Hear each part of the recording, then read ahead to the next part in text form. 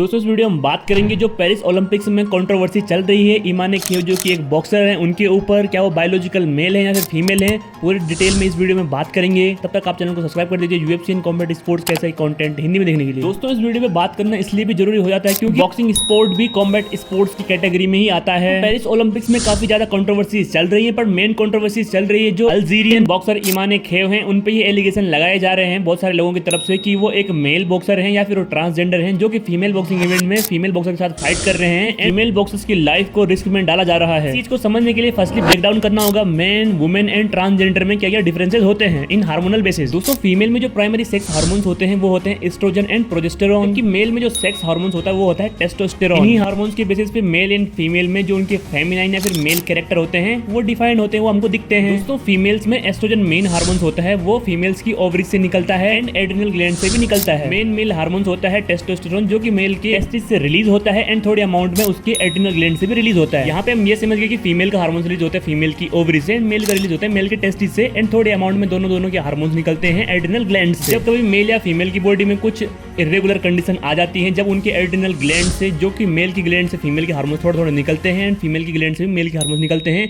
जब वो हार्मोन ज्यादा सीक्रेट होते हैं तब मेल की बॉडी में थोड़ा फेमिनाइन कैरेक्टर एंड फीमेल की बॉडी में मेल कैरेक्टर हमको दिखने लगते हैं। यहाँ तक आपको बात क्लियर हो चुकी होगी। तो बात करते हैं ट्रांसजेंडर्स की। In the time of birth transgender जो भी पीपल होते हैं उनका appearance simple male and female child की तरह ही होता है। यदि वो पीपल ट्रांसजेंडर्स होते हैं तो जब उनमें प्यूबर्टी आती है तो उस समय जो पर्सन मेल है तो उसमें मेल हार्मोन्स की जगह फीमेल हार्मोन्स का सिक्रेशन बढ़ जाता है, जिसकी वजह से उसका फिजिकल अपीयरेंस मेल की जगह फीमेल की तरह होने लगता है। और जो पर्सन फीमेल है ट्रांसजेंडर है प्यूबर्टी तक तो फीमेल की तरह ही दिखेगा, बट प्यूबर्टी आने पे फीमेल की जगह उसकी बॉडी में मेल हार्मोन्स बहुत ज्यादा मात्रा में सिक्रेट होने लगेंगे, जिसकी वजह से उसमें मेल लाइक कैरेक्टर अपीयर हो जाएंगे। दोस्तों आपको अब हल्का हल्का क्लियर हो चुका होगा जो मेल फीमेल एंड ट्रांसजेंडर में जो हार्मोनल डिफरेंसेस होते हैं। दोस्तों ये टॉपिक बहुत बड़े बड़े हैं बट मैंने इन्हें शॉर्ट में समझाने की कोशिश की है। मेन पॉइंट पे बात करते हैं अल्जीरियन बॉक्सर इमाने खेव के बारे में। तो अल्जीरियन बॉक्सर इमाने खेव कोई ट्रांसजेंडर नहीं है। इमाने खेव एक बायोलॉजिकल फीमेल ही है, जो भी आईडी प्रूफ है, पासपोर्ट है, उनके बर्थ पे जो भी उन्हें नाम दिया गया है वो बायोलॉजिकल फीमेल ही है। आप ये पूछ सकते हैं कि यहाँ पे तो एक कंट्रोवर्सी एंड हो जानी चाहिए कि जब वो फीमेल ही है तो फीमेल के साथ ही बॉक्सिंग की, तो यहाँ पे बात खत्म हो गई। यहाँ पे ये बात उठ के आ रही कि जो बॉक्सर है इमाने खेव उनका फिजिकल अपीयरेंस तो पूरा मैन लाइक है। तो अल्जीरियन बॉक्सर इमाने खेव भी बचपन से एक syndrome DSD differences of sex development syndrome से गुजर रही है। DSD सिंड्रोम में जैसे जैसे उम्र बढ़ती है तो उस समय जो फिजिकल अपीयरेंस होते हैं मेल के तो वो फीमेल में कन्वर्ट हो जाते हैं, फीमेल के मेल में कन्वर्ट हो जाते हैं DSD सिंड्रोम में। बट उनकी ओरिजिनल आइडेंटिटी जैसा उनको बर्थ पे असाइन किया होगा, चाहे फीमेल है चाहे मेल है, तो वही रहती है। इमाने खेव भी इसलिए बायोलॉजिकल वुमेन है एज अ बर्थ से। दोस्तों इस बार 2024 पेरिस में जो ओलंपिक्स चल रहे हैं, इंटरनेशनल ओलंपिक कमेटी IOC ने इन फीमेल्स बॉक्सर्स के लिए एक टेस्टोस्टेरोन की लिमिट सेट कर रखी थी। यदि इस लिमिट के नीचे तुम्हारा टेस्टोस्टेरोन 24 मंथ में होगा तो उसके बाद तुम फाइट कर सकते हो,